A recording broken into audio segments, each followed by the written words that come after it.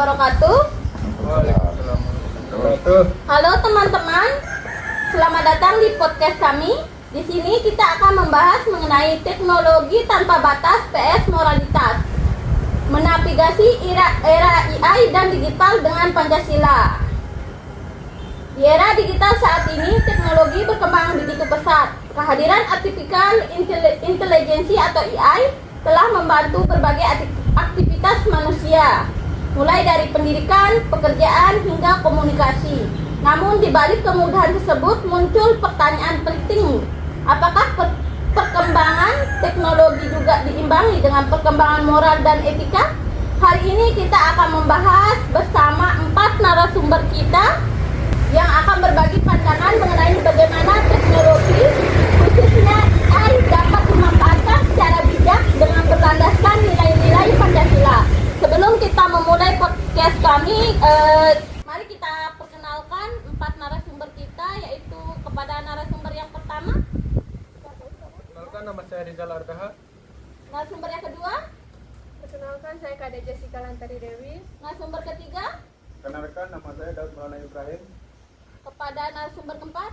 Perkenalkan, nama saya Danisa Ramadhani. Baik, di sini kita akan memasuki sesi yang pertama. Di sini kita akan membahas mengenai AI dalam kehidupan sehari-hari. Saya mulai dari narasumber yang pertama. Menurut Anda, seberapa besar pengaruh AI dalam kehidupan kita saat ini? Menurut saya, AI sudah menjadi bagian dari kehidupan sehari-hari. Kita menggunakannya saat mencari rute melalui Google Maps, menggunakan ChatGPT, fitur kamera ponsel, hingga rekomendasi video di media sosial. Semua itu membuat pekerjaan menjadi lebih cepat dan efisien. Menarik sekali.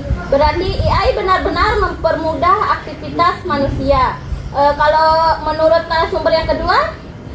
Saya setuju dengan narasumber pertama. AI memang memberikan banyak manfaat, namun jangan sampai kita terlalu bergantung pada AI. Misalnya, mahasiswa yang langsung menyalin jawaban AI tanpa memahami isi atau sumbernya. Hal itu dapat mengurangi kemampuan berpikir kritis.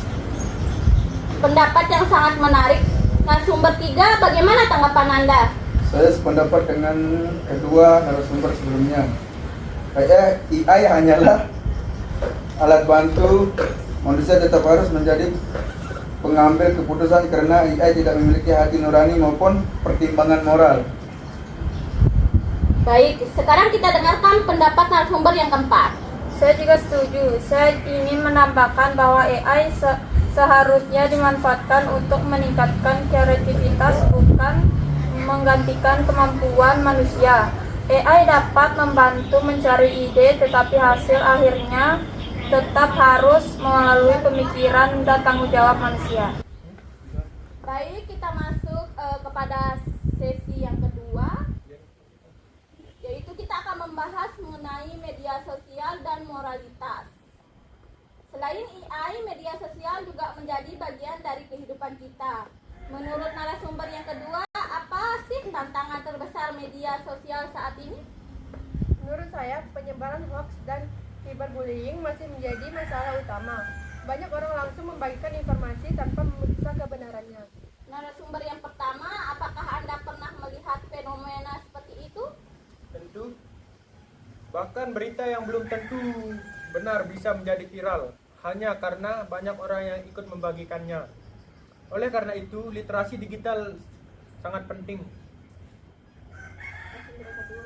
Saya setuju dengan narasumber pertama. Jika masyarakat memiliki literasi digital yang baik, penyebaran hoax dapat dikurangi. Bagaimana menurut narasumber yang ketiga? Selain literasi digital, kita juga perlu memiliki empati.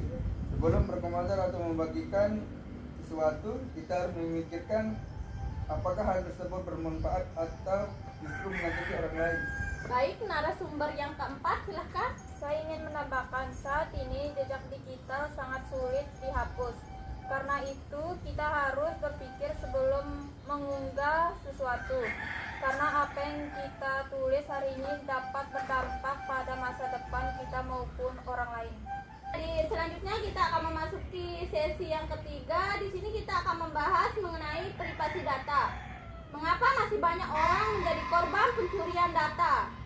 Karena masih banyak masyarakat yang kurang memahami pentingnya menjaga data pribadi, seperti membagikan OTP, nomor KTP, maupun menggunakan kata sandi yang mudah ditebak.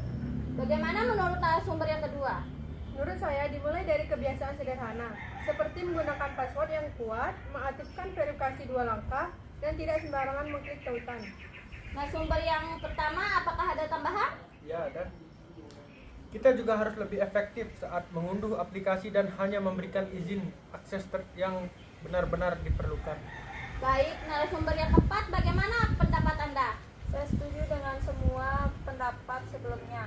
Saya juga ingin menambahkan bahwa edukasi mengenai keamanan digital perlu diberikan sejak dini, agar masyarakat lebih sadar pentingnya melindungi data pribadi. Baik, kita masuk kepada sesi yang terakhir. Di sini kita akan membahas mengenai peran Pancasila terhadap AI. Sekarang kita masuk ke inti pembahasan, yaitu di sini kita akan membahas mengenai peran Pancasila kepada AI. Bagaimana Pancasila dapat menjadi pedoman dalam menghadapi perkembangan AI? Menurut saya, Pancasila mengajarkan bahwa teknologi harus digunakan untuk kebaikan bersama, bukan untuk merugikan orang lain. Bagaimana menurut narasumber yang kedua? Saya ingin menambahkan, sila kedua mengajarkan kita menghargai sesama manusia. Oleh karena itu, kita harus menghindari ujaran kebencian atau cyberbullying maupun penyebaran fitnah di media sosial. Narasumber ketiga? Saya juga ingin menambahkan sila ketiga tentang persatuan Indonesia sangat relevan. Jangan sampai teknologi justru memecah belah masyarakat akibat hoax maupun provokasi. Baik, terakhir kepada narasumber yang keempat. Saya sependapat dengan semua narasumber. Selain itu, sila kelima tentang keadilan sosial juga mengingatkan bahwa perkembangan teknologi harus dapat dirasakan memanfaatkan oleh seluruh masyarakat, bukan hanya kelompok tertentu. Dengan begitu, teknologi benar-benar menjadi sarana untuk meningkatkan kesejahteraan bersama. Sebelum kita akhiri podcast ini, saya ingin meminta satu pesan singkat dari para narasumber. Pesan dari saya, gunakan AI untuk berkembang, bukan sebagai jalan pintas. Pesan dari saya, bijaklah menggunakan media sosial, karena setiap unggahan memiliki dampak bagi orang lain. Dan saya, kemajuan teknologi harus selalu disertai moral, etika, dan nilai-nilai Pancasila. Dan dari saya, mari menjadi generasi digital yang cerdas, bertanggung jawab, menjadi Pancasila sebagai pedoman setiap penggunaan teknologi. Terima kasih kepada seluruh narasumber atas diskusi yang sangat menarik. Semoga pembahasan hari ini membuat kita semakin sadar bahwa teknologi bukan hanya tentang kecanggihan, tetapi juga tentang tanggung jawab dalam menggunakannya. Dengan menjadikan Pancasila sebagai pedoman kita dapat memanfaatkan AI dan teknologi digital secara bijak, menjaga persatuan, menghormati sesama, serta memperkuat semangat gotong royong.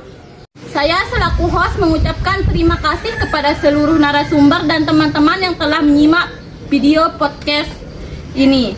Wassalamualaikum warahmatullahi wabarakatuh.